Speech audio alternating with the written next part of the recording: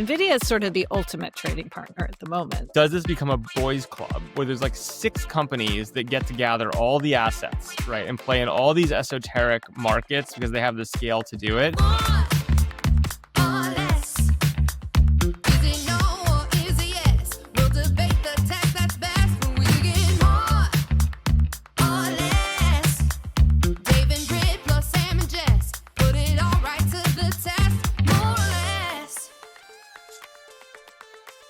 Why, hello, viewers, listeners. Welcome to More or Less. We can't say hello to the Morins because there are no Morins this week. Sam, it's just you and me. What happened to them? Where are the Morins? They're busy. They have other commitments. More important than this? No. But we actually epically failed. We were supposed to get a guest. But instead, you have us. That's not a failure. We're more interesting than any guest. Well, I think time will tell. The bar will be set. Well, how are you doing, Sam? Yeah, I'm okay. I'm hanging out in the basement. Construction continues. Doing our thing. Construction continues. Excellent. Well, we actually, don't worry, dear listener. There has been a ton of tech news this week. Dear listener, the single listener. It actually felt a little bit like Gossip Girl. I don't know if any of the audience is going there with me, but I feel like that was dear so-and-so. I'm dating myself. Okay, there's been a lot happening. You, as usual, have been active on the X, which is good. You have a lot of hot takes. X is really good because you can kind of drop something in there during/between meetings. So it's a good medium for venture capitalists. We were talking last week about whether you could drop stuff in there with one's Meta AI glasses just all the time. Soon enough. I actually don't have them yet. I was going to get a pair, but apparently you have to get them in a store. And that's a lot of friction for now. Wait, does Meta have stores? How did I miss this? You have to go to a Ray-Bans. You have to go to I think a lens crafter, actually. I think I saw that you have to go to a lens crafter. There is an irony to that. The latest and greatest technology gadget brought to you by lens crafters. Brought to you by lens crafters. There is something funny about that. That is hilarious. So no, I mean, if it were just a thing I could buy on the internet, I would already have them. But they don't make it easy. They don't make it easy. That's interesting. In general, is that because they tend to make hardware companies make very few of these devices, so they don't actually care? Like, why wouldn't you make it easy? Well, remember when Apple did this for their thing, where you had to go to the Apple store to get trained on how to use it? Oh, right. Right. Yeah. I think it's because they want the first people to have good experiences and be trained on it. I see. If you aren't dialed on your new user experience yet completely, and there's something to learn, you don't want to give people a bunch of shit and then they don't know how to use it and they get mad at it, and it's kind of an extra. And then they post negative reviews, but they just don't know where the on button is, like that kind of stuff. That's what I would do. That's what it is. But it is really funny that so I'm train I'm on the website. The professionals at lens crafters to figure this out. Wait a second. Well, they still that's going to be the jobs of people in the future, is to work at lens crafters, teaching people how to use technology. This is really funny. But it is funny. I mean, I literally did try to do it. Yep. I just went to the website again. Lens crafters, Sunglass Hut, Ray-Ban. You can apparently there's I go to a Sunglass Hut. I'm pro Sunglass Hut. I feel like I see more of those in airports. So fucking far. It's in Stevens Creek in Santa Clara. Meta Lab is the closest, but it's grayed out, which is not awe-inspiring in terms of demoing something. So I want them as soon as I can buy them. It's like one of those shut up and take my money, but they won't type situation. It's like they should give you one. You're not going to post a negative review and fuck up the tech. But who knows? You know what? I remember as a kid, I used to be like, my dad was a banker, and I'd be like, oh, you're working with that company. Can I get a free copy? And he'd be like, just buy one. And that's kind of where I'd say I am now, is I'm happy to. Right. No, I think you should buy one, to be clear, but you should be eligible to buy. That's what I think. Oh, yeah. I should be on a blessed list of people who are allowed to have technology, delivered to their house. Yeah, I agree with that. I don't know. What is the I have not. There has been so much news between OpenAI, Nvidia, Jimmy Kimmel, a million things. I have not really paid attention to the reaction to the Meta AI display. I think it's pretty positive. I don't know. The people are chatting.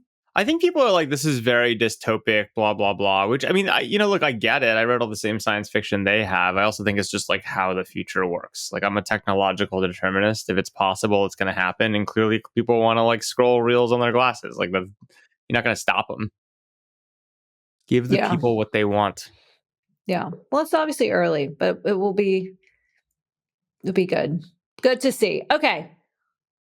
A lot of news this week, a lot of OpenAI news. You had a hot take about Elon Musk and Sam Altman that I think is a good springboard for this discussion or for our next discussion. You want to share it with the people? Yeah, I've been thinking a lot about like trade routes. And in fairness, I have to say, this is not an original Sam Lesson hot take. This came from a really interesting private conference I was at and flying back with some people. There are two Sam week. takes. There's the hot take and the private conference take. By the way, have you packed for the private conference we're leaving for tomorrow? Of course not. Well, the private conference take was actually not specifically this, but it was about talking about the importance of trade routes and like mercantilism 2.0. And actually, this wasn't really at the conference, it was after the conference. But the basic point is that if at the highest level, like we kind of all grew up in a globalized world, right? And so frictionless global, there are no trade routes. Like it's just global, right? Like you can trade with anyone, all ports are open. We're moving into this world of like trade routes, the trade routes mattering. And like if you're like the camel people, like who run a trade route, that's like super valuable. And I think the interesting thing, say one click more on what these new trade routes are. Well, it's are like so in a world of low trust and high fakes and AI and like lack of transparency and might is right power and things like that, there's going to be like effectively you either want to be like the king of your world, you want to like own a dominion, right? Or the other way to be powerful is to sit on a trade route and control it, right? So like famously, like Jerusalem was a really cool city back in the day. They didn't really make anything, but they sat on a really important trade route with like some swords and like could control the trade in the region, right? And so in 2025, what are the trade routes? There's a trade route from New York finance to Silicon Valley tech, right? That's a pretty robust one. There is a Silicon Valley tech to Tel Aviv route. Doesn't it go from Riyadh to Silicon Valley? There's absolutely, but this is a great example. Like Riyadh to Silicon Valley is an absolutely establishing trade route. And the people who control that trade route. Where does Masa spend most of his time these days? Wherever. But you've got the right narrative, which is like it's not about an interconnected open world. It's about a series of trade routes. And there are brokers or the key people who control those trade routes, which are relationship based. The two counterparties to trust on either end. And the point I was making about Sam Altman and Elon is if you really think what Elon's genius was the last meeting, there's a few things he's amazing at. He's an incredible cult leader in technology. He always has been. Like the cult of Elon is strong. There are people who religiously believe in him for a whole bunch of reasons. That's very powerful. He's an incredible storyteller. Part of the narrative is this engineering thing, but it's all anyone in the know kind of knows this bullshit. It's just like he's incredibly good at attracting talent that will then do that. It's not like he's the engineer or all this stuff, right? But he's a great storyteller. But one of the most important things that Elon has been able to do over the last many years across multiple companies, like his real genius is matching enormous amounts of capital with technology companies, right? Like that's what he does. That's what the marketing genius is and he's kind of like the exclusive. Totally. He historically was like one of the exclusive brokers of I need $10 billion, right? If you need like a few million bucks. And there's an exhibit A for this, which is I forget which lawsuit or leak had his text messages. But there are, in the public domain, text messages between, Elon and Michael Grimes, then at Morgan Stanley, now in the U.S. government. Elon and this one came up, like Larry Ellison, who's basically, he's like, how much should I invest in X? $1 billion good? Right. Like, but also with players on Wall Street. So absolutely. And there's this great that's his thing. exhibit of it. There's a lot of VCs, like myself included, who if you want to ship a few million bucks, like, that's fine. There's like tons of that's not like an exclusive trade route if you need a few million bucks from LPs, right? Mm-hmm. The biggest capitalists that are pure capitalists, we want to call them venture capitalists in the world, have gotten really good at moving way more money. They're like heavy shipping containers full of money. But then if you really wanted to move enormous amounts of money, right, like from the physical world and from asset managers and technology companies, you kind of had to call Elon, right? And I think the animosity, if you think about who's been able to move money at scale from finance to tech at massive scale. It's Elon and now Sam, right? Sam is the other massive trade route person. And so I think the reality is like, look, the who can move lots and lots of money from a finance zone into tech. I'd argue that, for instance, oh God, I'm blanking on his name, but I actually quite like him. Andrel, Palmer Luckey. Palmer's getting good at this too. Right, like there's a bunch of people who are getting Brian good. Schimpf, the CEO, is Brian also Schimpf, good at it. whatever. There's like Brian a set of guys who are becoming really good at shipping money around, right? Like to big tech. And I'd argue that, like, for instance, Josh Kushner is getting pretty good at this. But there's like a set. But there's no one who can do it on the scale of Elon and Sam right now, or at least demonstrating it. And so I think that's actually the real point of threat, or the reason that there's probably so much animosity is like, look, they're just too similar in what their core skill set is, right? Which is marketing and trade route, right? Capital trade route. And I think that's kind of partially why they're there. But I also just think it's like, this is a model for like how to think about lots of zones of power going forward. Like, for instance, like I'm really bullish on like the Tel Aviv Silicon Valley trade route, right? Like, and I wouldn't say I'm the most important person by any stretch in the Silicon Valley Tel Aviv trade route, but I think like I'm in that game. Why do you think of them as trade routes versus just communities or cults or clubs? Well, each of those things is its own community, right? Like they are their own communities. Like Tel Aviv is a community, Silicon Valley is a community. Again, in a free trade world, they all kind of intermingle. It's this globalized economy mental model, which is what we grew up with. I just think like for lots of reasons, you're seeing a series of cults evolve across the world. And like, it's just really valuable to be the translator or the proxy between two cults that can't directly connect, right? Like, or aren't one. And so I just think that's really what's happening is we don't like, if the world, shrunk to a pinhead and was super globalized for a period, we're now kind of refracturing. And, then you think about trade routes. You think about who sits on those trade routes, who brokers them. It's a very powerful position to be. The most famous example in history that I love is Sasquatch. Is it Sasquatch? No, yes, I believe it's. No, that's like that damn Sasquatch. Who am I thinking of? Squanto. Squanto. Thank you. I was just reading. Is that it? I don't know. It is Squanto. Okay. Squanto had the greatest gig in history, right? Which is Squanto happened to be like the one Indian who could both talk to the Pilgrims and the Indians because he had somehow ended up in London or something. I don't remember the history exactly, but he spoke English and the local languages. And the whole thing, if you read like the early Pilgrim experience, is they're all like, we have no idea if Squanto is lying to us or not. We don't know. We have to trust him, but like, is that what they actually said? Is Squanto doing all these deals on the side for himself? But is this whole information asymmetry game connecting two disparate populations that had to work together? Yeah, what's Squanto? Good job, Jessica. Yeah, I was just, okay. So like, that's like the always most extreme version of that. But like, look, I just think you have to think I like where you're going. I'm going to take it up a notch, literally to the skies. So I had a great experience this morning. I was taking the kids to school in a lift. And this was not any lift, but the lift of a SpaceX obsessed, self-described, patenting a rover to Mars lift driver. And the kids loved this. So he had pictures of all of, Falcon Heavy, Starship, like just printed out and taped to the backseat of this lift. And at first, to be honest, I'm like, what is this ride going to be like? And then, of course, our 8-year-old pointed out that the Starship, which is SpaceX's current leading model, the one that is transporting a lot of cargo, the Starlink satellites, doesn't have the human escape. Oh, yeah, that's right. Lion knows all about that. Lion knows all about this. And so this is one of the reasons why Starship can't carry people. There's currently no way, if a launch needed to be aborted, that the crew could escape. And I didn't know this, but this is like the key thing that SpaceX has to figure out to put people on the Starship. So this Lyft driver, who I spoke with for a lovely 50 minutes, ultimately was so impressed that Lion knew this, and it sparked a whole conversation. Okay, we fast forward, drop the kids off, go into the city, and we get talking about Starlink.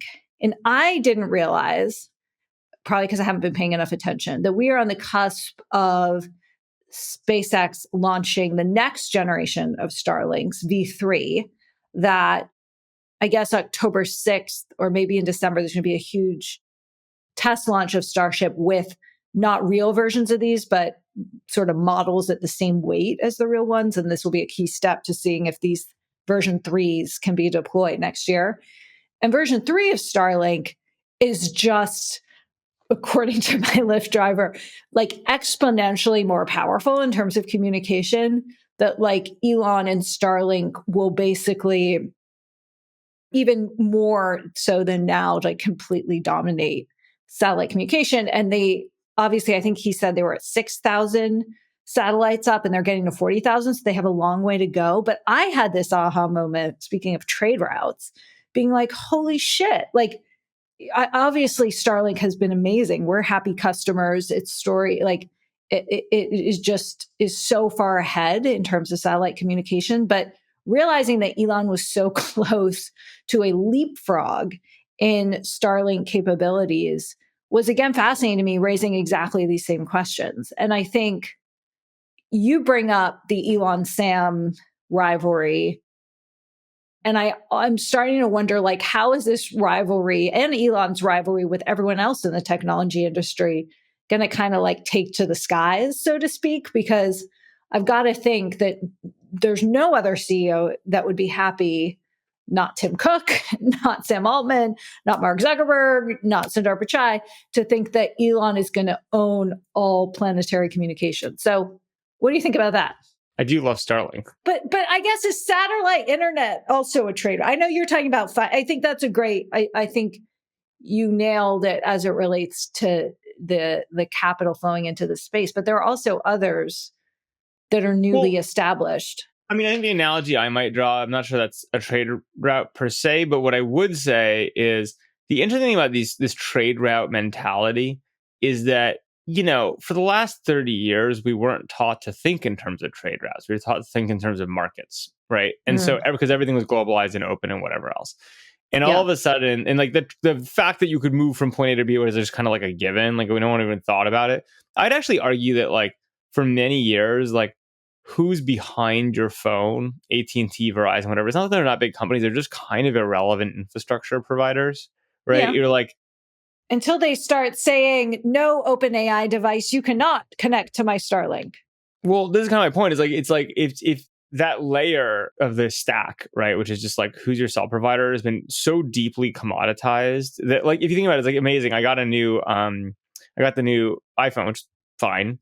And I was shocked. Do you want to elaborate more on fine? Like, does it work? How's it's the like, fabattery? It's faster. The battery doesn't seem to die as quickly. Like the camera is good. You didn't get Ozempic phone. You got Pro phone. No, I got the Ozempic phone is a gimmick. I think it's cool, but I think it's pretty gimmicky. Like, I don't think you want that phone.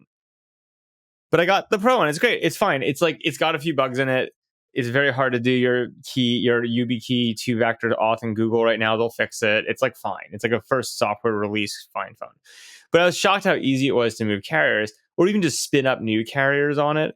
It was like, because I remember the days when like carriers used to have power, right? And now they just have zero power. Like truly, it's like wild how little power they have. The interesting thing with Starlink is, do you take a commoditized layer, right? Which is effectively like the backhaul, like the network connectivity. Yeah. There's a technological revolution.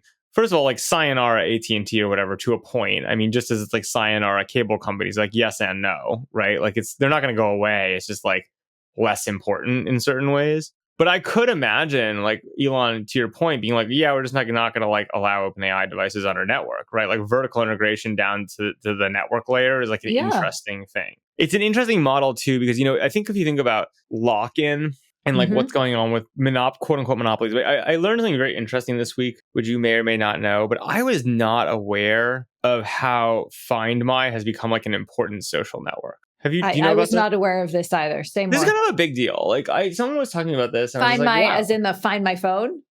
Yeah. So apparently you can have laptop. like your family on it, but apparently all these young ones are now just like, they basically, it turns out the max number of friends you can have on it is 100, and they're all maxing out their friends. And like, that's basically a lot of people to know where I am all the time. Yeah, exactly. And so like, but it's become like this kind of like, we're kind of missing Dave Morin as like the exclusive social network person, but like, there's like Brett's also on the board of Life 360, right? Which kind of is I don't know. It's just an interesting pattern. I don't think this is like some deep secret. Otherwise, I wouldn't say it. I've heard other people. Now that I've heard it elsewhere as well. But like, it's an interesting fact. It goes to this thing is like, you know, you think about like, why does Apple have lock-in? Like, why does Amazon Web Service have lock-in? The general story is you don't really have lock-in because of any one service, but there's just like so many little services that like as a bundle, you're stuck on the platform. And I feel like that's kind of where we are with like phones. But then you have this other model of like power, which is just like, yeah, no, like I just also own the network and like that's it, right? And that's like a different version of like, it's just like you can either use Starlink satellites or not, like your call, right? Is very different than like Elon, to be clear, he owns the network and he knows the transport. He owns the transport to the network, right? And so and I think SpaceX is launching, according to my Lyft driver, other competing they are. Their rockets have other payloads into space. That's their business. Those ones might just happen to blow up. I mean, who knows? But the basic or point they is just might happen to be delayed while the other ones aren't. But I mean, the interesting, it's like, this is the same thing. It's like Elon, you think about like even the launch business. Like everyone has always looked at SpaceX and said the launch business is just not that big, right? Like space is like not that big a business, right? And so yet, that's the yet is always the question. But everyone's like projecting out what it's going to be, and like it just turns out that like there are these things that are very strategic, even though they're not financially valuable. And like what I think that's the other big theme is like the value of strategy is coming back, right? And there's all these assets in the world that like might not actually print cash. Like they might not actually be great businesses. But again, in a deglobalized, demarketized world of trade routes and like mercantilist stuff, there's all these assets that are like very valuable strategically, even if they're not actually financially traditionally valuable. And I think the market's trying to think about how to like most traditional finance people shit all over those, understandably. They don't do what we're taught they're supposed to do in terms of discounted cash flows and printing money and blah, blah, blah, blah, blah. But they're still really valuable, right? Because if you own them, like the option value and the strategy value of them as leverage and other things is just massive, right? So and this is the print information. You're making the case for the print information. Well, I mean, I think the media is I think part of the thing that technologists so hate about the media is that, right? Which is like media is financially not that valuable, right? It's just very powerful, right? And like there's a difference between power and money, right? In, the New York Times is like on paper worth $8 billion or something. It's like, it's fine. It's not a very big company, right?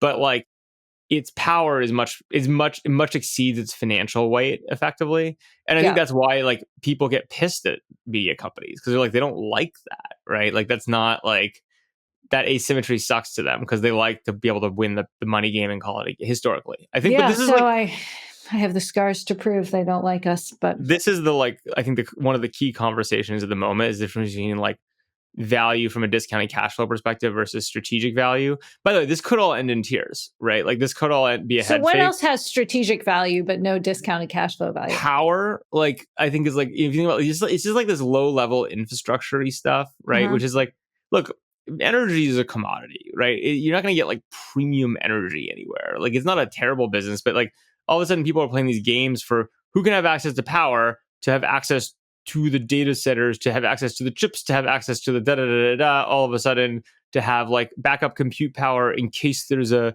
breakthrough in AI, in case blah, blah, blah. It's all these conditionals. And you can look at it as a financial person and be like, this is insane. Or you can look at it as like a strategist and be like, financially it's insane, but on a risk-adjusted basis in a world of power, maybe having a stockpile is valuable. Yeah. Yeah.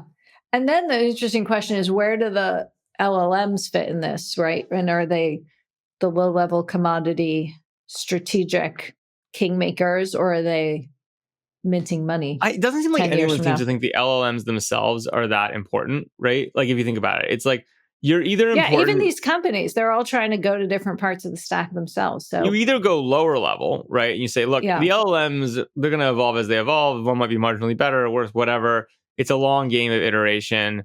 There's not going to be like fundamental ROI tech leverage in that, like return on capital perspective. So we're going to use it to raise a fuck ton of money and go deeper the stack. Or you say the opposite, which is like it's just leverage for customer stickiness and acquisition, and we're going to go higher in the stack. But I don't think anyone currently believes there's any sort of like long-term defensible important thing specifically around LLMs. We don't know.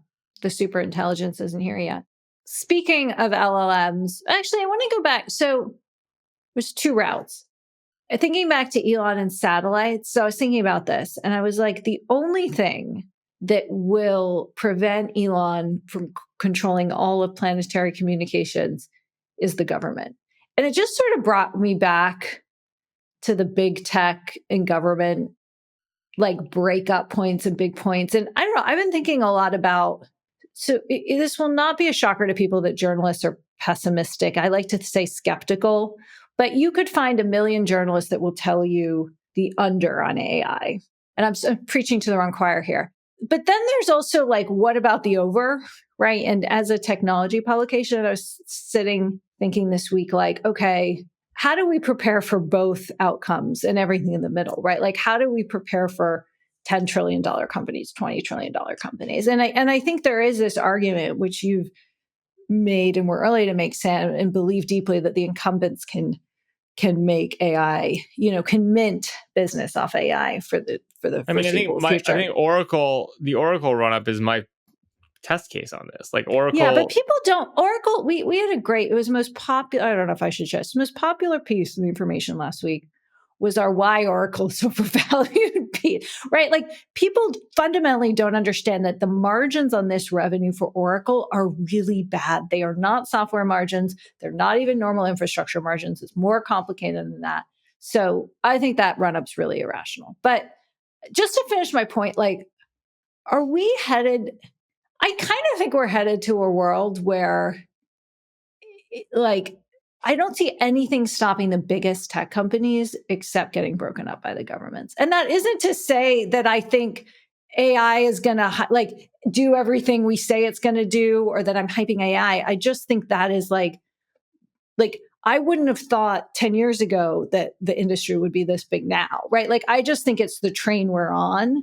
And I really don't see anything else. But okay, so what do you think on that? One is I think this like mercantilist trading mentality versus openness, like this, for what it's worth, like this is like very like Donald Trump mentality. And so you think about, there is a Washington Silicon Valley trade route policy for donations, for support. It's David Sachs' cell phone number. Yes, that would be the trade route. But like that's a great example. Like David Sachs. If you could draw a little like map of Earth and like who controls what trade routes. I would say David Sachs is like a key player, is a merchant between Silicon Valley and DC, right? And like DC is fully in the game on this, right? And so to the extent that DC is in the game on this, they're not going to break up the big tech companies, because like that's like the whole point. Is like they're trading partners of the big tech companies. They want to see them win in a lot of ways on a global basis, and there's a tit for tat going on. Which again, do you think that'll change if like, in 3 years, Google's worth $20 trillion? Yes, in 3 years and 5 years. I'm trying to zoom out. I think if you zoom out, like it really depends. Well, I think it actually comes down to trust in macro on the biggest, which is like all of this is predicated on everyone having a lot of leverage and financial leverage to trade. So I have friends who are in the hedge fund world who are gleefully noting that like effectively structure and all these financial concepts are coming back, right? They're like, we can finally play again. Because, if you think about it, the problem, if you're on Wall Street, let's pretend you're a trader between in the corridor of Wall Street to Silicon Valley, right? The problem you have with Google and Facebook is they're fundamentally too profitable, so they don't need you, right? So if you have a hyper profitable company, they're not good trading partners. So like, what do you have to trade with? You have nothing to trade with them, right? Whereas like, if all of a sudden they need lots more money, right? Structured finance, leverage, all the things that like all of a sudden Wall Street's like, ooh, we can do this. Like we have something to trade. This is great. We're in the game again. And they've been out of the game with profitable tech for so long. So that creates an interesting power. Then you have the government nexus, which is the same thing. It's like the government does control like money in a lot of ways. Like there's a lot, obviously Trump's getting more control over money, but like that's like a really important axis of trade, right? And tariffs and all that type of stuff. What derails it? Look, if trust falls apart, right? Or like people don't deliver and you have leverage that starts unwinding and like things don't deliver and like that, I think ultimately is a downward spiral and all this stuff. Like it kind of blows up the whole model. Like the trade does need to be profitable in the end of the day for everyone. Does it blow up the whole model, or is it just a winter that the big companies can It depends. weather? Like normally it would just be, historically, if you have no debt and you borrow no money, whatever, it doesn't blow up the whole model, right? The second you start throwing leverage and structure on things, right? The interesting thing is like those things can unwind pretty fast. Like all of a sudden, like, ooh, someone else owns all of our shit, right? Like this gets a lot harder. Like we have to cut costs in ways we don't want to. So it's just really interesting because the story of Silicon Valley, big tech Silicon Valley, for a long time has been no debt, super fucking capital generative, and like therefore no trading partners, which by the way makes you politically weaker. If you have no trading partners, then a good point. Then no one's on your team, right? Like that's why no one's on your team. Google, Facebook, they always have this small business story, right? They're like, our ecosystem is small business because like we're aligned with and it is true. Facebook even did a small business billboard campaign to be clear, it's not the peak of their government problems. It's not untrue, right? Because if you think about it, like that is who their trading partners are. They trade distribution to those people, right? Those people have an ecosystem relationship with them. But those are not the most powerful businesses in the world. Those are not the other scale players in other industries. Those are not sovereign wealth, those are just kind of like small businesses, like kind of like weak partners. Yeah. But they've had nothing else to do because like if you have infinity capital, like what, like it's very hard to Their be in the most game. important partners are actually each other. If you look at Apple, Google, 100%. 100%. Or now you have a partner called Nvidia. I mean, the Nvidia, I'm going to like lose my mercantilism analogy soon, but Nvidia is sort of the ultimate trading partner at the moment. They're like, you think you can think they're like the British East India Company of trading these days. Yes. My poor team is going to be forced to make a flow chart of the East India Company and Nvidia analogy shortly. The East India Company was the largest company in the history of the world. I think it maybe has been finally eclipsed, but maybe until like very recently. As defined by percentage of global commerce, global like commercial GDP, activity. Whatever. if you ask like most LLMs, it might have changed in the last 6 months, but it would say the only company bigger than the current tech companies in the history of the world was the British East India Company. Right. And Not for long. So like, I do think there's an interesting question about the reconfiguration around all that type of stuff. And that's why you look at these Nvidia deals and like on one hand, you're like, wow, this is incredibly circular bullshit, right? Like I lease you chips that you're going to use and buy from me. It's like all like, oh my God, when this unwinds, it's going to unwind hard. But it's also like, if you just step back in history and say, look, what they're really doing is effectively tying fates to each other, right? And building these like strategic alliances in some sort of deep way. It's actually not about the dollars and cents. It's literally about this like meta power game of Thrones. It's kingmaking. And I don't want to step on, because the team's been doing amazing reporting on this, including reports. So Nvidia and OpenAI announced a fill in the blank huge number, $1 billion deal. But of course it happens in tranches and whatever. And we got the inside details of how OpenAI is leasing the GPUs. And we have a lot for people who care about this. You should read the story because we get into like the percentage cost savings that OpenAI thinks it's going to get from this model. But then we get into, thank goodness we hired an editor who covered the financial crisis at the Wall Street Journal, Ken Brown, because it's like securitized lending. Like he's describing it to me and I'm like, okay, I think I understand it. He's like, Jessica, this is very common, but just with completely other types of assets. And I'm like, yeah, but what's the depreciation of a GPU? Because it's common in markets and assets where you can answer questions about the collateral. And like we had Gavin Baker, the investor, in an event a couple months ago and asked him the depreciation of a GPU. And he said, what's the meaning of life? Which I thought was, kind of on point. So it's sort of like, this is exactly the point you're making. We've seen it before, but not quite. And the not quite is often where things go wrong. Or very right. I mean, this is the reason why everyone on Wall Street's salivating is like, look, hedge funds have not done great over the last 10 years. There hasn't been much for them to do. But like, if all of a sudden like pools of capital have all these more sophisticated, complicated projects. But is that a hedge fund deal? Like, does a hedge fund want to be a lender to like an entity that is... If they're big enough. I mean, the problem is that most of them aren't big enough to be relevant. And I think this is the other interesting thing is you need really... Like, this goes back to your point about the disconnect of really big and everyone else is like, historically, sure, like some bank would like take some shit and tranche it up and sell it off to some hedge funds in slices and they'd trade it and there was like an ecosystem to it. But sometimes these numbers get so big that like there just aren't that many players that can take them off on their balance sheets or fuck with them in various ways. And like that's actually, I think, the really interesting thing is like, everyone talks about this public market, private market divide, right? Where all the best companies stay private and only the shit goes public, right? There's an interesting question that's going to happen with like all this leveraged finance and like weird deals, which is like, does this become a boys club where there's like 6 companies that get to gather all the assets, right? And play in all these esoteric markets because they have the scale to do it? Or is it more of a traditional thing where like it's a team effort across finance and whatever? And then what does that power structure that come out of that look like, right? So I just think like, look, chaos is a ladder, right? Especially in finance. And like, I think that's what you're seeing right now is like, I don't like, this is so disconnected from reality and Main Street and all that type of stuff. When you think about like the big boy games being played, like there's just a lot of interesting stuff going on right now. And I think it's just relationships and trade routes and policy and like the nexus of capital. And the amazing part for capitalists about all this AI shit is it's like the first time that in a very long time, like technology is super expensive. right? And like that's good. Like they want it to be expensive because then they can play. Whereas like if it's just like super fucking cheap, kids in a garage, and it turns out they make a gajillion dollars, that's then great for the Benchmark kids. makes all the money. Yeah, no, but I mean it's like it doesn't really matter to the financial system, right? Well, one of the speaking inside the information's analytics dashboard, one of our most popular stories this week is a story headlined AI data center lenders to watch.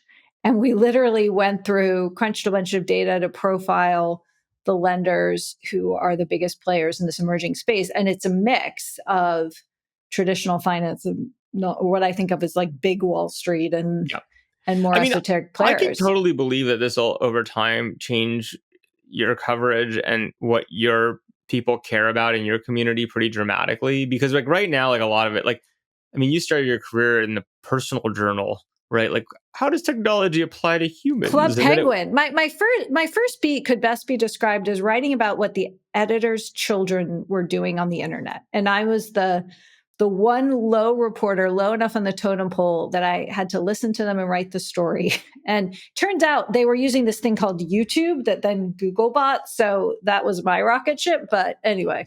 I mean, there's just been a bunch of, the story's been like, the big business stories has been thing you don't know about that everyone's now using is going to become a big company and maybe there's an IPO, right? Yeah. The real game, right, is going to be like the princely states effectively, and like how they, the backroom deal, which by the way, if you go into the history of information businesses, was literally the original paid newsletters, right? Were like the Italian newsletters covering princely states for high priced kings who had to know what was going on. And like it's covering the warring families of the Medici or whatever. It's like, no, it definitely has that. One of our editors, Amir, is once a month, he's like, can we do a map with each of these like territories and companies as entities? And it's very Game of Thrones. That's exactly what it is. No, that is one of the philosophies we have when we're thinking about these stories. And it's interesting, like, there's also the rise of like a year ago or 2 years ago, we sort of re-architected a little bit around the principle around individuals and Elon and how that was sort of changing where key stories were and that kind of stuff. But now it's like you just have these big territories. And it's wild too, because they're striking unusual alliances. Like, I don't know what we've reported, not or yet, but companies that are using Google's TPUs that are arch enemies of Google, but they're still using the TPUs because they want to get themselves off being so dependent on Nvidia. And so now all of a sudden Google, like OpenAI actually, and Google have a deal, a cloud deal. It's like wild. But I mean, again, this is just like Game of Thrones. Like they all do business and, the princes are like having sex with each other and like whatever, but they're also like at war. I don't think that's happening in Silicon Valley, is actually. But the it's like it's kind of like what's going on, right? I think the interesting thing is just, again, what we haven't seen, at least that happens in like Game of Thrones, is like, look, we just haven't seen like really large scale war yet. Like we've seen sword rattling, right? We've seen people like forming alliances, but like for instance, if Elon like launches all the satellites, right, doesn't let anyone else use them, and he's just like, fuck you guys, you're using an Elon phone, right? Like that's like war, right? And then like all the other states are gonna have to band together and figure out what the fuck their response is, right? But like, I think there's a 15 to 20% chance that happens based on no reporting. Don't you? Yeah, I just think it's good. Look, I do, again, for all the shit I give Elon, I give him quite a bit. It's like there's a few things that I think he says which are right. And one thing he repeats all the time is like the most entertaining outcome is usually what happens. And like that would be unbelievably entertaining. It's like we're over here and he's like doing this Doge thing. And meanwhile, he's just launching satellite and satellite and satellite. And before you know it, the only way to communicate, it's wild. It's kind of crazy. It's pretty crazy. What's happening in venture capital? Yeah. Not as fun as chief fiefdoms. No, I actually think there's so much crypto stuff. You love the crypto stuff. There's a bunch of crypto. I mean, there's some of the most exciting things I've worked on in a long time are happening right now behind closed doors in venture capital. Like, I think there is work. I don't know. People seem like they're actually being reasonable and generative again. I'm seeing all these tweets on the Twitter of like venture capitalists complaining about ridiculous valuations and we've lost our minds and all this type of stuff. And to be honest with you, I'm like really not seeing that. I guess I just hunt in different waters on this stuff. But like, I'm seeing like a lot of actually quite smart entrepreneurs having good conversations that are like pretty sober, look at AI as leveraging tools or doing interesting things or building really fast. I don't know. Like I'm actually more energized in early stage VC than I've been in a while. I feel like we're through the wave of bullshit to some degree, which I'm excited about. And there are good. Why do you think there was that turn from like thing with AI in the name that did nothing to what you're seeing now? Well, I think a few things. Like, I just think like the chessboard is matured enough that like the children don't think they're going to get a seat at it. So like there was this moment where like a bunch of small warlords with like 2 followers were like, "I'm going to be the next king of this princely state." And you're like, "No, you're not. Like the princely states exist. Like you're a raider, right? And like go find something or go find a place to set up a kingdom that isn't like directly competitive with the kingdom of Google or whatever, right?" And so I just think people are like kind of being the chess. It's like if AI was a moment of unbelievable disruption where everyone's like, "Oh my god, maybe like nothing matters anymore," or whatever. Like there's like a scramble of people like running around with their heads cut off like chickens. And Yeah. now I just think like you've seen like a new generation of kids being like, "Okay, like doing this is a really good idea. Or there's leverage here," or like, "Oh, it turns out that like growth oriented buyouts, as awesome as they are quite hard. So like, don't come in and pitch me a random one." You know what I mean? Like people are just like, I think growing up a little bit is what I would say. I also think in probably a good way. I do think, no, I'm not sure that's true. Do you want to say it anyway? I'll actually hold my mouth. Let's go. No, you wouldn't do that if Dave were here, by the way. No, because he'd say something silly and then I get riled He'd provoke you. Okay, the VC is good. Not much new on the the TikTok. It's going to be a story. I just don't think anyone gives a shit anymore. Like, it's just as problematic, to be clear. Like, I still think it's like, but it's just, I really think that, people can only have one save the children conversation at a time. Like, you can't have multiple conversations about save the children. You can have Epstein. That's like a side, like, pedophilia is like a separate conversation that everyone will that always conversation have. will always You'll always have pedophilia. Okay. Don't worry. People will always talk about any people will always, pedophilia. and they're happy to talk about as much pedophilia as you can find, right? Yeah, like, okay. But for the like technology is destroying the children, we have to save them. I think just the world has bandwidth. I wasn't talking about that. I was talking about an Oracle takeover of TikTok / media. Oh no, but I'm saying the only reason the TikTok Yeah. story matters at all is because of like oh my god, the TikTok people, it's China subverting our child. Which, by the way, like I totally believe is very possible. But like I just think the world has moved on to like ChatGPT is subverting our children. And so as a result, like they have no mental capacity to care about TikTok anymore, right? Like it's kind of like, I actually think ChatGPT has solved so many of last generation's political problems. They gave Google, right? They kept Google intact. They kept Chrome and Google. They saved TikTok. There's like 6 things that, because there's like this wave of anticipation and hope and excitement around this stuff, these other conversations people just move on, right? And that's the honest reality of TikTok. Is like I think it's just as dangerous as ever and huge and whatever else, but like the world just doesn't have the mental capacity to care. Yeah, I think that's probably true. Well, we covered a little bit of ground today, a little bit of air. Anything else we're missing? Any new purchases? I haven't seen them building up. You now put them away before I can see the stack of them. I'm trying to think. No, nothing. I was nothing important. What was your take on? Did you watch the Kimmel monologue? I read a summary of it. I think he did a good job, actually. I assume it was like 10 times the ratings he had before. Oh, sure. Well, I as I told you last night, I tried to watch it thinking, I mean, silly me, that 11:35 on the East Coast was 8:35 on the West Coast. Shows it's been a while since I've tried to watch linear television because YouTube TV said no bueno. You're waiting to 11:35 Pacific. Luckily, there's something called the internet, so I was okay. I think he did a good job. And I think it will be interesting to see, will there be blowback to Disney from both, these conservative station groups that aren't carrying it, or the creative community or whatever. I think they probably handled it all right. They were like, we took a breather. We slowed things down.